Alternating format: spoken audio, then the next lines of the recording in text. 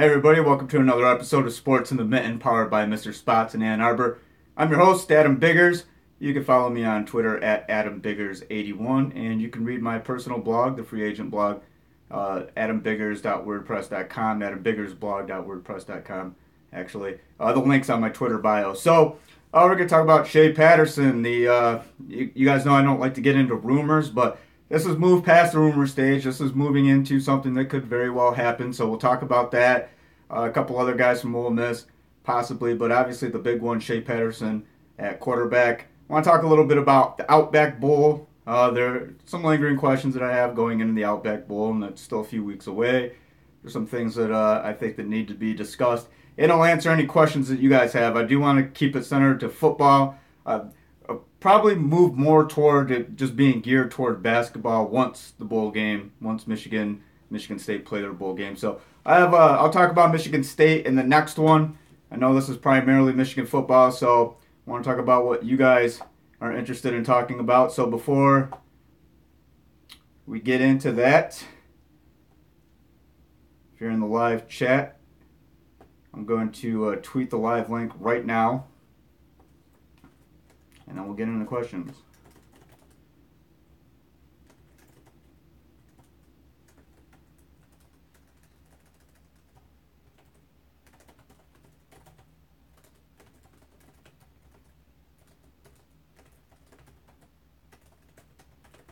We're going to talk about that Harbaugh-Dantonio tweet too. I mean, I know it's a little old right now. We mentioned it, I think, in the last. I don't know if we mentioned it. I don't think it had happened yet, but everybody's been talking about it for the past few days, so we'll get into that. I thought it was actually kind of pretty good timing by Jim Harbaugh, and it's something that I think is just going to be one of those bullet points or bulletin board material, rather, is things that just get the rivalry going. There's a Mike Hart comment, there's this Twitter thing now.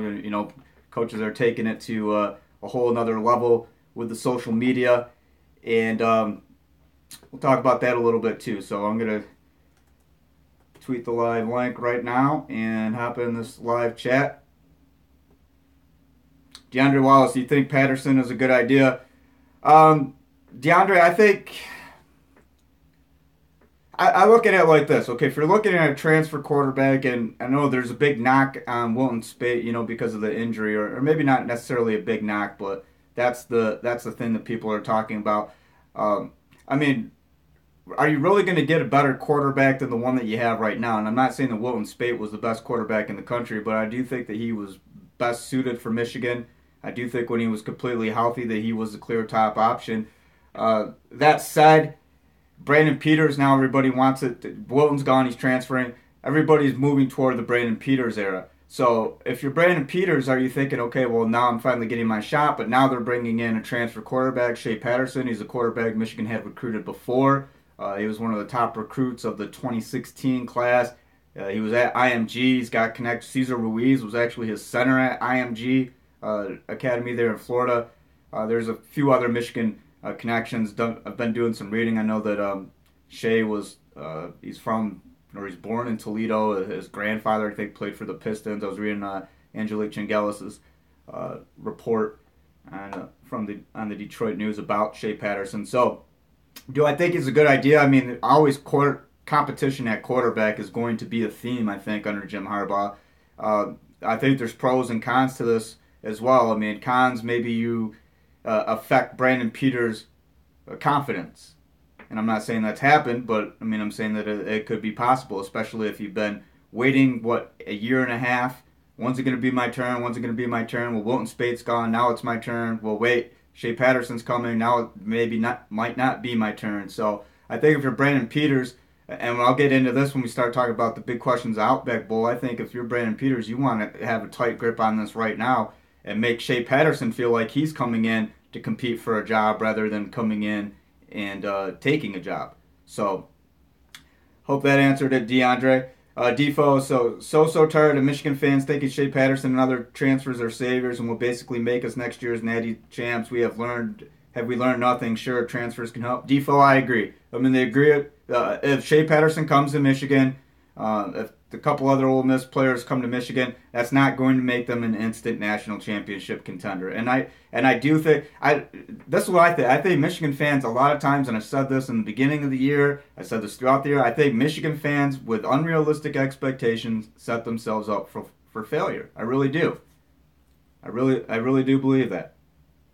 Defoe says transfers are transferring for a reason. Exactly. So I mean, if a guy couldn't win the job at Ole Miss.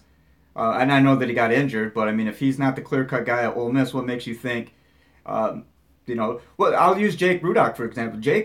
People were looking at Jake Rudock and John O'Korn, different circumstances. People were really high on John O'Korn. He was a young transfer, like Shea Patterson. He had lost his job at Houston, but Jake Rudock was a graduate transfer, and there were people, well, he didn't do this, that, and the other at Iowa. What makes you think he's going to do that at Michigan? And actually, Jake Rudock played himself in the NFL at Michigan. Clearly, he's back up with the Detroit Lions. If he did not go to Michigan, I don't believe that he would be in the NFL. I really don't. I think that final year at Michigan under Jim Harbaugh, use those Michigan connections, the Jim Harbaugh connections, learn and everything that you do while you're at Michigan. And Jake had a hell of a year. It was his best year. It was one of the better years in recent Michigan quarterback history. So I think, and I think at the time it was like the second most. I think he's got the second highest passing yard total in school history too. So, you can look at the pros and cons of each transfer and the circumstances. But again, a young quarterback like Shea Patterson, if he's post injury not the clear cut guy at Ole Miss, why do you think that he's going to come in and beat out another guy who was? Brandon Peters was one of the top recruits, arguably the best quarterback in his class. So. Mazur JW says quarterbacks need to have tough skin. Don't worry about hurt feelings. Added competition will only make Peters and McCaffrey better. That's a great point as well. And again, there's two sides, I guess, to this, and I don't want to just straddle the middle and say, well, it's okay. There are pros to this, fueling the competition, and there are cons. And the cons, necessarily are the cons that big of a deal, like you mentioned. Hurt feelings. Well, that's part of the game. That's part of life. You're gonna get your feelings hurt in one way or another. So you do need to have thick skin. I've thought and I've maintained. I think that Dylan is the next star quarterback at Michigan. I do believe a lot in Dylan McCaffrey. At the same time, what does Shea Patterson do when he comes to Michigan? Say Shea does not win out the job, and then what? I think if you're Shea Patterson going to Michigan, and again, this is just my personal feelings. If I were Shea Patterson, I would be going to Michigan, basically thinking, okay, hey, this job's not going to be handed to me, but I have a pretty good shot at landing this job. Michigan's aggressively pursuing him, so there's no question about that. Sam Webb says he's got a gut feeling. Sam Webb's gut feelings are right 11 out of 10 times. So if you look at that, the Michigan plan was spotted at Ole Miss. There's all these connecting factors. Patterson coming up for the UCLA Michigan basketball game. There are a lot of things that are lining up that shows that Michigan is going after him. So they want him for a reason. I don't know if he's necessarily, again, the competition factor. That's only going to make Brandon better. That's only going to make Dylan better. And I think at the end of the day, that's the sole motivator. Jim Harbaugh has always taught competition. No matter what you ask him, it's preparing now, getting better, being better tomorrow than you were today, being, so on and so forth. He said it in a couple different ways, but that's basically the gist of it. So, Jalafian says, based on this year, you can never have too many quarterbacks. We had two that provided very little with O'Korn to nothing for whatever reason in Malzone. You don't want four quarterbacks that all have no real experience. And that's another thing. Wilton Speight, your most experienced quarterback right now is Brandon Peters in 3 starts. So Wilton Speight had 15 starts. So he's leaving and was 12-3 as a starter. So he's leaving, with the most. He has more. Wilton Speight have more experience combined than the entire rest of the roster, John O'Korn included. So that's one thing. And then just having another guy who's played some in-game snaps, meaningful meaningful in-game snaps, and has excelled. So I saw a stat. It was on Pro Football Focus. Shea Patterson had the second. It's 33.1 yards per touchdown pass. And that was the second highest rate in the country before he got injured. So, I mean, and again, Michigan had recruited Shea Patterson in the past. So there are reasons to believe that Shea could come in and immediately do well. If anything, he's going to immediately add competition. So Defoe says Harbaugh brings in transfers because low risk, high reward, increased competition. If it works out, great. Hopes to build a fire and current players bellies to earn and keep their spot. I completely agree with you, Defoe. So, guys, real quick, we'll take a break from the questions. Let me see if there are any more. It doesn't look like it. I want to talk about my lingering questions going into the Outback Bowl. One of them, obviously, Mo Hurst was asked this past week by reporters. I wasn't there. I read this on Detroit Free Press, Nick Baumgartner.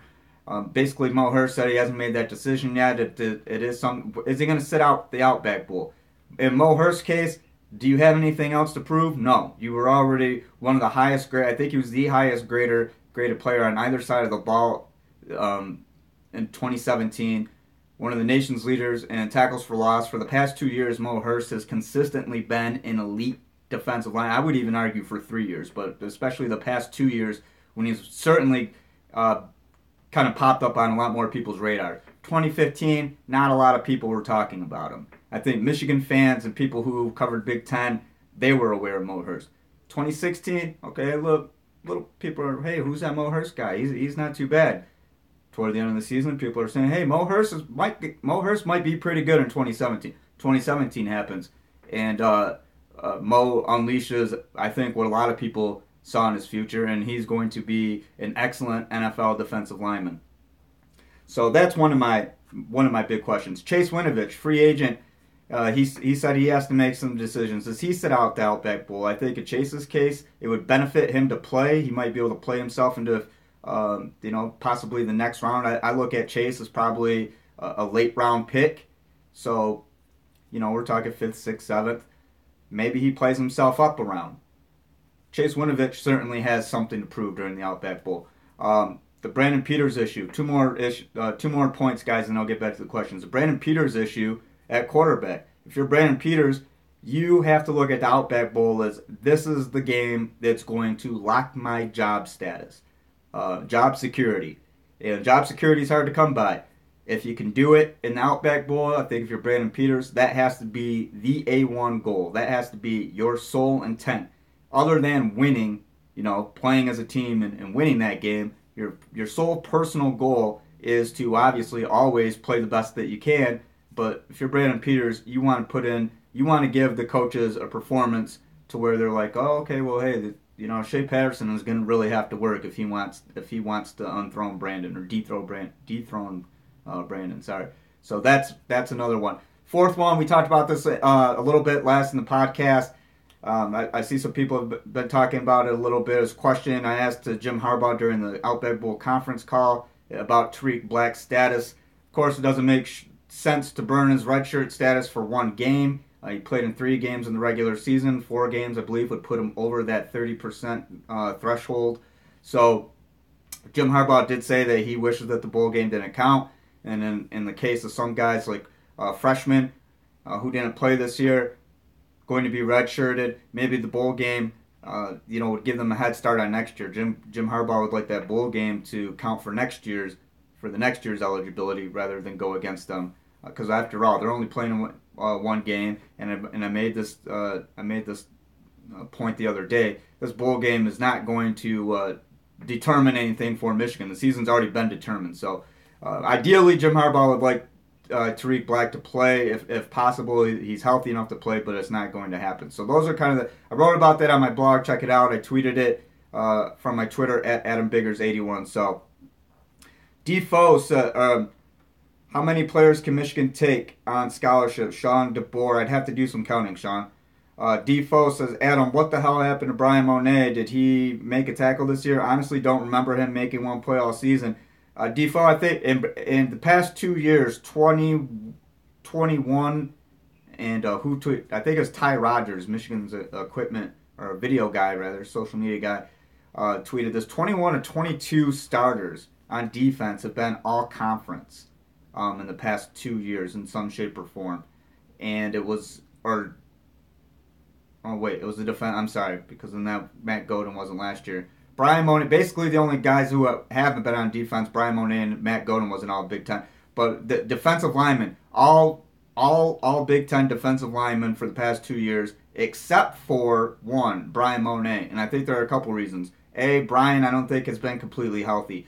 B, when you're surrounded by Chase Winovich, Rashawn Gary, and Mo Hurst, you're going to get lost in the mix, I think. And you're not going to, but I think that happened. And that was a point that I had made earlier in the year with Chase Winovich. You know, you're with Rashawn Gary and Mo Hurst. Nobody's really talking about Chase Winovich. I mean, Brian Monet was a pretty big name as a recruit. So it seems like it reversed a little bit. Brian Monet, what happened to him? I mean, he played on an excellent defensive line. Brian did make a couple plays this year, but I don't think that he was completely healthy. And again, everybody's talking about Chase, Mo, and Rashawn.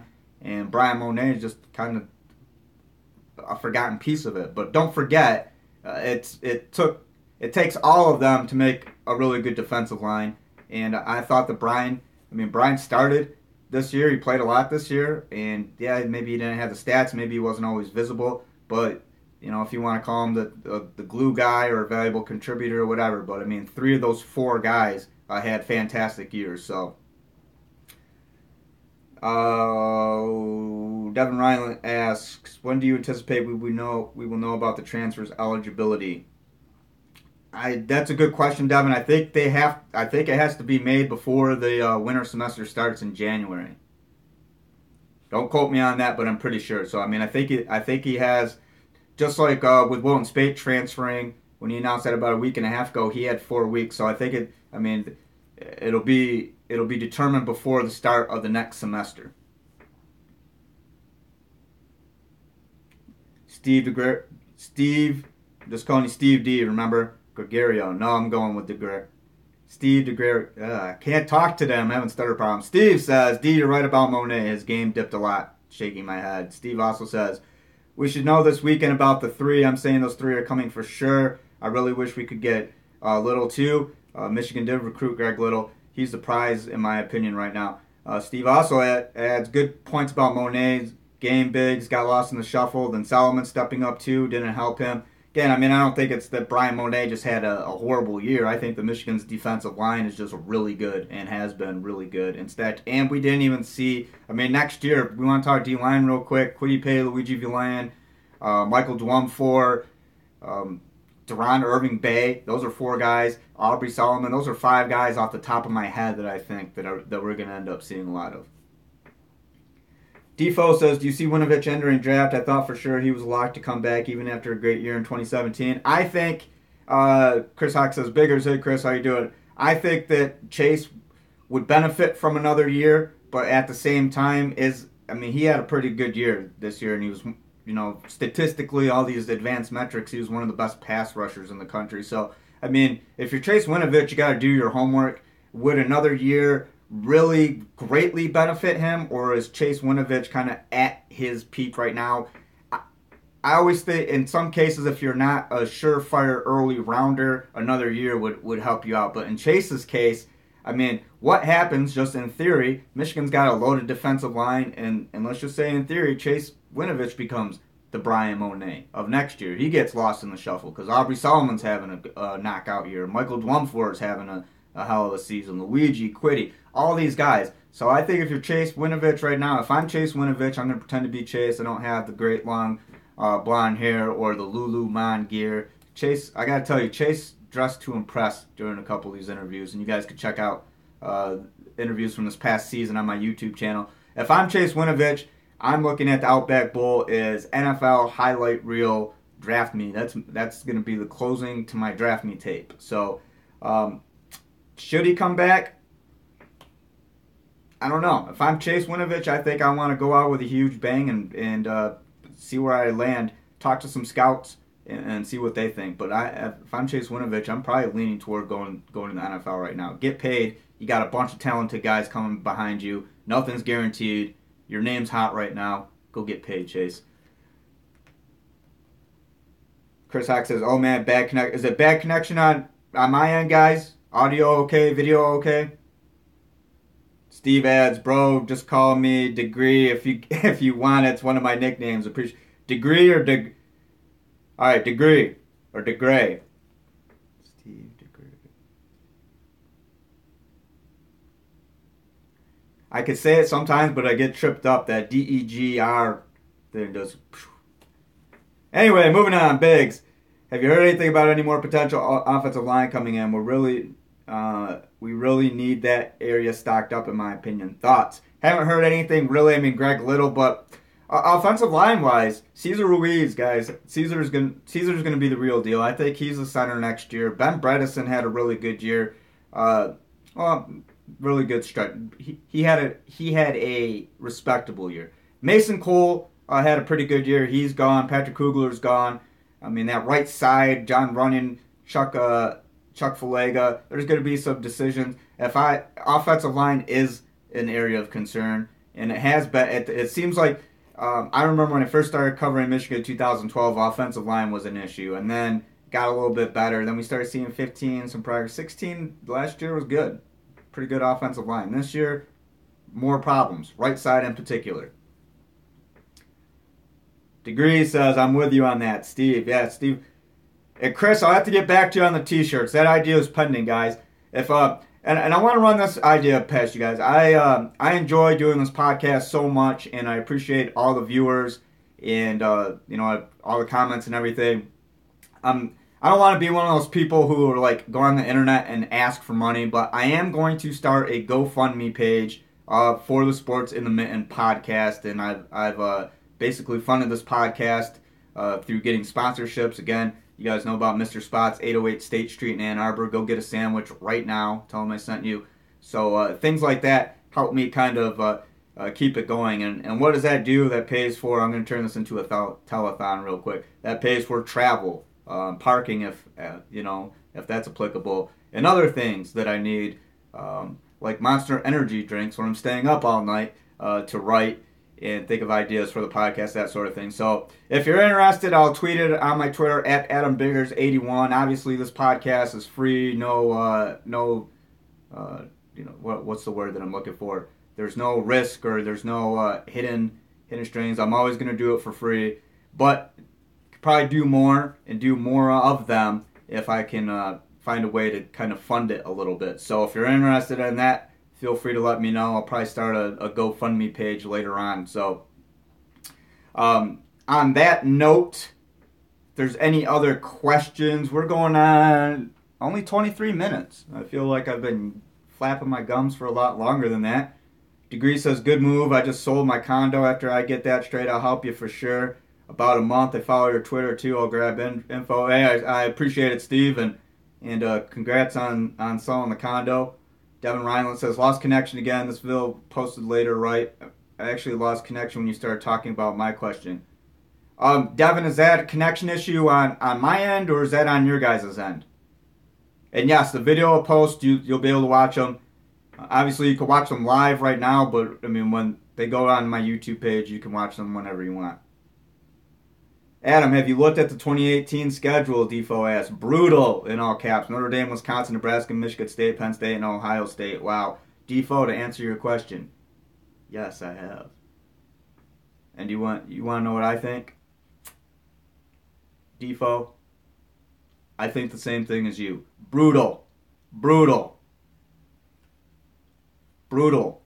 And again, guys, if you're a Michigan fan that has these outlandish expectations, next year, Shea Patterson's coming in. It's going to be the quarterback and get all these Ole Miss transfers, win the Big Ten National Championship. Look at the schedule.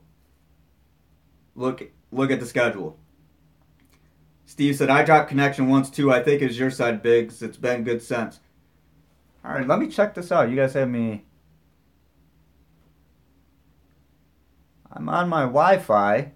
I'm not having any lag. Is anybody sure be optimistic about Grant Newsome? Yes, I am. Is anybody else having problems connection-wise? Maybe it's a select few. Everything seems okay on my end. Steve Degree says, Biggs, have you heard any chance of us getting Mays? No, I have not. Nothing updated. Defo says, Shea Patterson for Heisman, second coming of Christ. Hail Shea, Defo says. And I know that you're joking, Defo, but again, if if that's your train of thought, that's fine, but you are setting yourself up for disappointment. JP3 says, connection's good for me. Sean DeBoer says, no, my stream is good. Devin Ryland says, got your back. Appreciate Devin. Marcel Wood says, I believe Michigan wins 10 games next year. Marcel, that is going to be a challenge. And before I even think about, I don't even want to set a baseline right now because I want to think of, what the quarterback situation is going to be. I want to get into spring ball before I even think of it. But if I had to throw out a number right now off the top of my head, based on that schedule, I would say it's another 8 or 9 win season. 10 games. 10 games. I thought this year was a stretch a little bit. Some things had to go in their favor. But again, too, you're looking at Penn State will have some losses. Ohio State will have some losses, namely JT. You'll have, Michigan State's going to be good next year. I think Michigan State bouncing back from that 3-9 season, so I think you have to watch out for the Spartans. But Notre Dame, those are all tough games, and it's not. Look at these are all rivalry games too. Penn State, Michigan, maybe not a rivalry, but it is an important game in the Eastern Division, Big Ten East Division. Important game, Big Ten, and Penn State rising to prominence. So of course that's going to be a marquee game. But you look at Notre Dame, that's a rival. Ohio State, that's a rival. Michigan State, that's a rival. So Penn State, again, that's a brutal. You said it best, Defoe. It's a brutal schedule. Sean DeBoer says, I really like having MSU, OSU, Notre Dame all the way and at home in the same year. Preston Prosper says, 10 games or bust, period. Everyone had Michigan in the top 10 next year with Patterson and Preston. I think, that's really stretching expectations. That really is. JP3 says, thoughts on the report that Harbaugh met with Dan Enos. Does that mean that Michigan is anticipating perhaps losing someone from the current staff? I don't know. I can't tell you exactly what it means, but I can tell you that Dan Enos, former quarterback at Michigan State, he was up at Central Michigan coaching staff. I think that Dan Enos, that's about all I know about Dan Enos. I remember when I was a kid, he was a quarterback at Michigan State. So I'm trying to think of anything else. Passing game coordinator, does it mean that Pop's leaving? Is bringing in more help offense coordinator? I don't know. I can't tell you that right now. Steve Degree says 10 games would be monumental. We have a lot of work to do. Unfortunately, we really need to get it done. I need my Michigan football firing on all cylinders. I love it probably too much. There's no problem with being a devoted fan or even an optimistic fan. But at the same time, important to be realistic. And I think realistic right now, can I say that Michigan's a 10-win team next year at this very moment? No, I can't. I want to see Outback Bowl. I want to see the battle between Shea, Dylan, and Brandon. And probably most likely, I think it might actually be a 3-way battle. People are mainly focusing on Brandon Peters and Shea Patterson, but I think a lot of this has to do with how much weight that Dylan McCaffrey put on, how much strength. I'll tell you this, guys, watching him warm up before games this past season, Dylan has an arm. He throws a really nice ball. If I'm a wide receiver, I want to be on the end of a really nice Dylan McCaffrey throw. Jalafian says every game is a rivalry game for Michigan, even if only the other team views it that way. That's a good point too, Jalafian, because who doesn't want to beat Michigan? Who doesn't want to knock off Michigan? Every team on the schedule wants to beat Michigan. That's a great point. JP3 says, I disagree. Fry is good. Has a good resume. Has gotten a lot of credit for guys like Moak Lawan and Patrick Omame. And that's in reply to Steve's comment. In my opinion, Frey should and will be gone. He just doesn't fit here when we do zone block. Preston Prosper says, every sports analysis who has commented at Defoe, we win 10 with Peters. Who's that, Preston? Is it sports analysts like Chat Sports? And again, guys, I want to get back on Chat Sports, and I don't even know why I click on it. It's like I know that I'm going to find something about it that I don't like. Chat Sports, poaching quotes, not citing sources. Guys, these people are not at Michigan. They have no credentials. The Michigan football insider, James Yoder, is nobody down there. I think if you're a guy like Sam Webb or if you're Angelique or somebody who's been on the beat for a super long time and has great connections, you are you should be disrespected by that. So, what analysts are saying Michigan's top 10 with Shea Patterson next year, or you're saying win the Big Ten with Peters. I'm sorry, Peters, Patterson, got them crossed up. Because I haven't seen anybody who's come out and said next year Michigan wins the Big Ten with Brandon Peters. No analyst that I follow. Defo, Preston, that's just false. We are unranked right now. 4 losses in 2016. A backup quarterback transfer does not make us top 10 delusional. Thank you, Defo.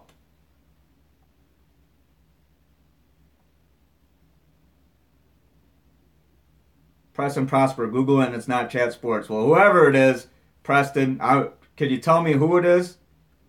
Because I'm telling you right now that they're pretty much out of their mind.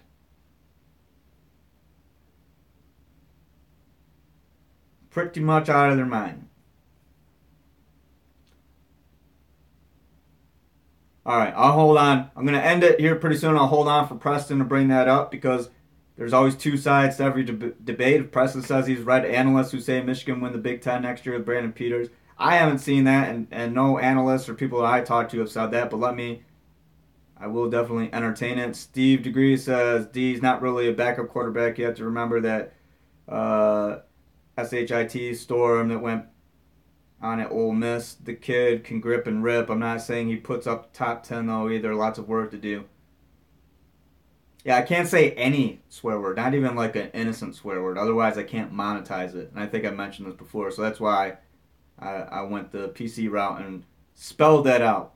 Devin Ryland says, I believe 10 wins is feasible even though the schedule is brutal. How many times have you looked at the schedule from afar and waiting for the rest of that comment? But that's true too, Devin. I mean, right now, we don't know what's going to happen between now and then. But I'm going based on what I've seen this year, based on the fact that Michigan, even with Shea Patterson or if it's Brandon Peters, does not have an experienced quarterback going into next year. Losing a couple key pieces on defense, losing Mason Cole at left tackle. I mean, there will be some questions. To throw Michigan as in the top 10 for next year with Brandon Peters or Shea Patterson, I think is just, especially at this point, I think is just, what is the right word for this? Incredibly ill-advised. Incredibly ill-advised. No, you're alright, Steve. You guys can swear all you want. I just can't. Even though I want to. Trust me, I have a pretty extensive 4-letter vocabulary. Learned it from my grandfather. He was a trucker before he got into owning a landscape business. So for a long time, he always made this joke. He always said my brother and I thought my name was JC and his was GD. Devin Ryan says, sorry, I was trying to write a novel. I didn't see the 200-word limit. Hey, that's fine. I didn't know there's a 200-word limit on the comments. Maize and Brew, okay. And while I actually wrote for Maize and Brew years ago. And while I think it's a good blog, you have to keep in mind that a lot of those guys aren't there. I think a lot of them are Michigan fans, super Michigan fans. If Mason Brew says the Michigan's top 10 next year with Brandon Peters, I mean, that's their fan opinion, Preston. I hate to burst your bubble, but that's not something that I would consider an objective opinion at all. The site's called Maize and Brew. I mean, come on, it's catered toward Michigan fans. And again, yes, I did write for it. I think it was about 5 years ago, and had a great time doing so. But it's certainly changed a little bit since then, and it's yeah, I mean, it is. It's not something that I would take to heart. So, Rodney Clark says, "Let's be honest, Sparty will not be better than Michigan. I bet next year."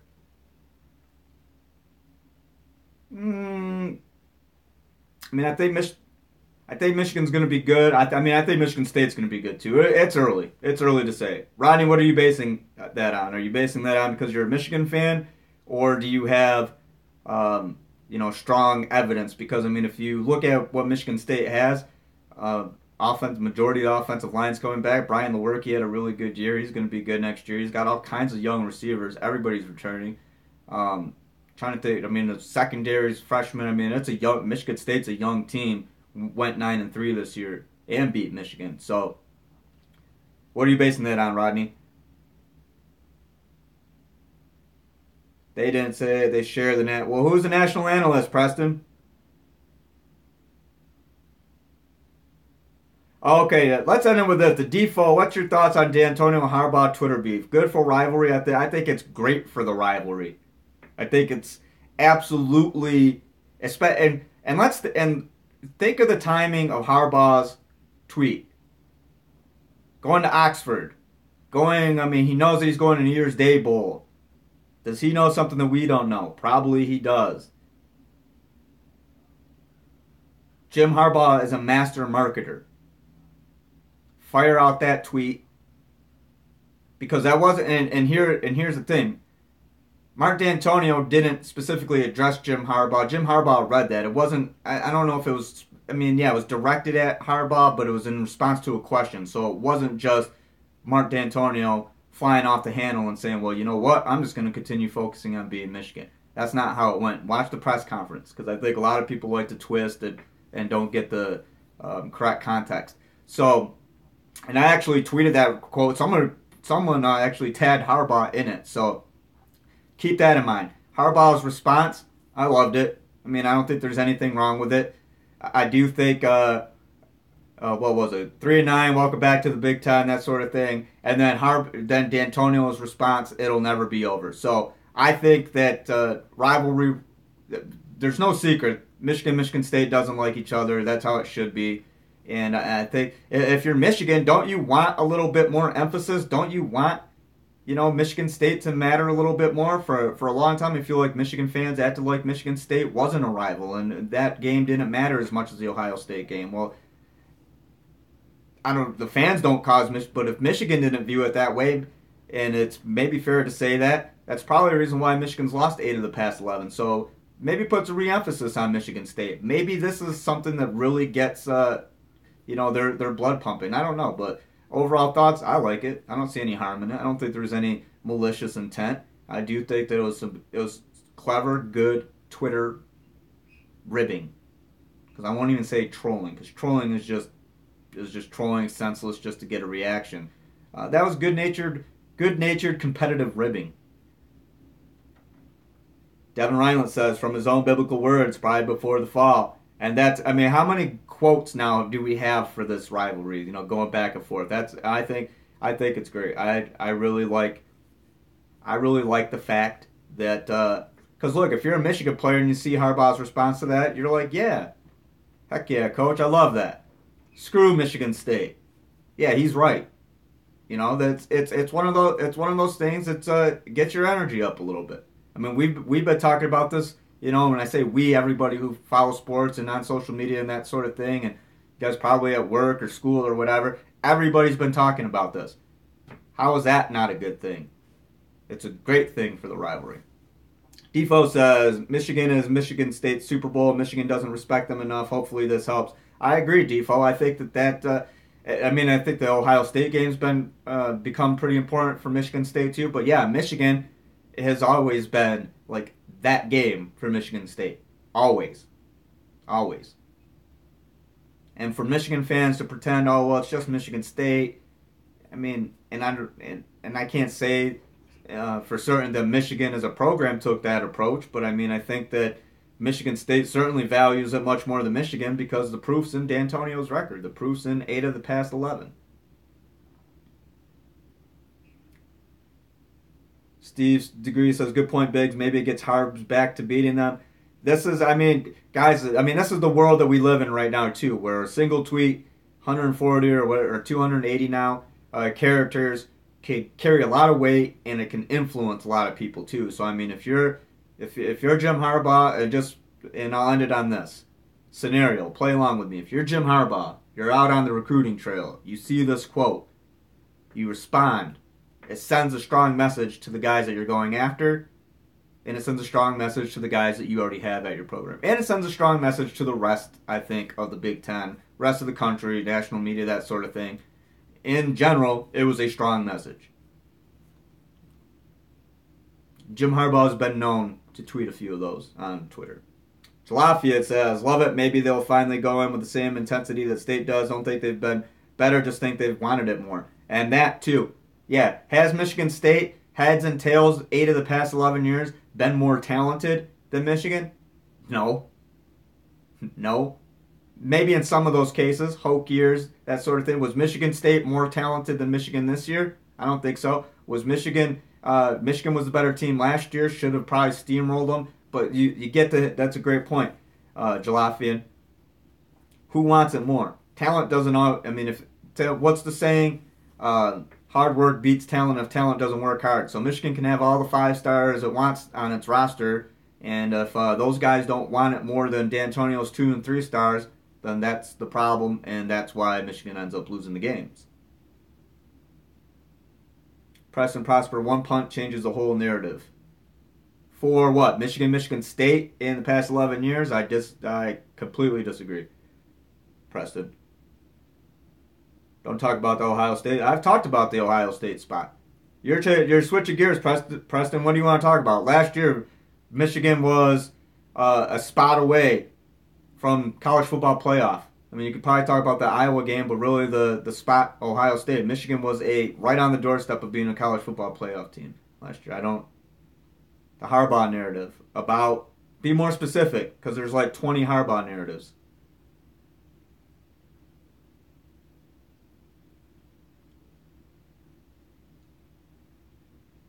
And we're on 42 minutes. Michigan State got lucky. Well, in 2015, yeah, absolutely. I mean, that's a freak play, right? I mean, I'm not going to say Michigan State got lucky. Michigan got incredibly unlucky. Yeah, nobody's debating that. I mean, that was Michigan's game to win.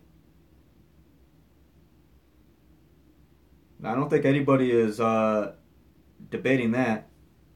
Default, one play doesn't win or lose a game. But in the case of 2015, and again, I'm not blaming it on Blake O'Neal, but I mean, that one play. And yeah, maybe you shouldn't be in position that one play is going to decide the game for you. I mean, there's all kinds of arguments against that. I'm not going to blame it on Blake O'Neal. I'm saying that was just an incredibly freakish play that you'll probably never see again. And Michigan State squeaked out a win. Yeah, I don't think there's any doubt that they got lucky in 2015.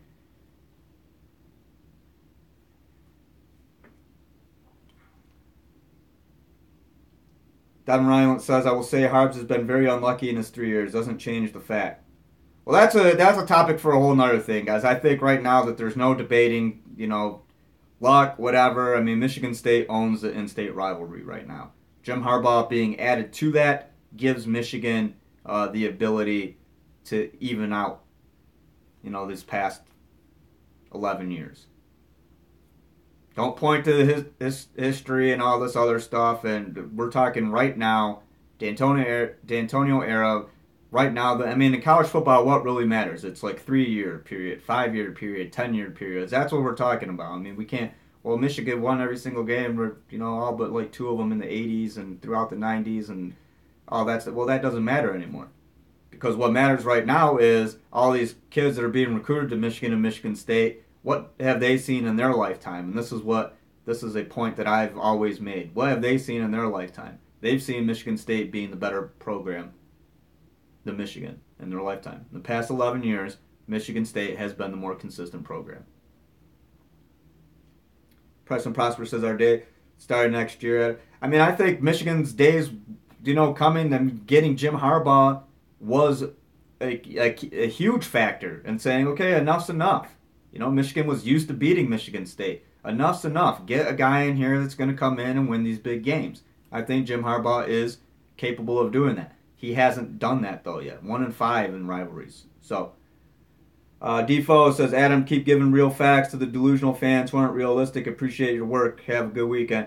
I appreciate Defoe. Defoe, and on that note, guys, I'm going to call the day, too. It's a little bit after 1. I have some things to do, and it's coming up on 45 minutes. So, appreciate everybody watching. Again, follow me on Twitter at AdamBiggers81. Read my free agent blog on WordPress. The link's on there. Hopefully there's something new to report gig-wise coming up for me. I'll keep you guys posted on that. And in the meantime, I was serious. I am going to start some kind of, it's almost kind of embarrassing. Maybe I'll go out and like get some pans and stand on a corner and collect money. Support my podcast. I'll have a big sign. But in all seriousness, going to start a GoFundMe page. If you guys like what I do, if you guys want to see more of it, if you guys want to contribute in some way, much appreciated. No obligation to do so. But at the same time, it would be much appreciated. So follow the podcast on Twitter at Mitten Sports MI. Search it on Facebook. Give it a like, Sports in the Mitten. And again, subscribe to my channel. Like and share the videos. I'm Adam Biggers. You guys are the viewers. Have a good weekend. Thanks for watching.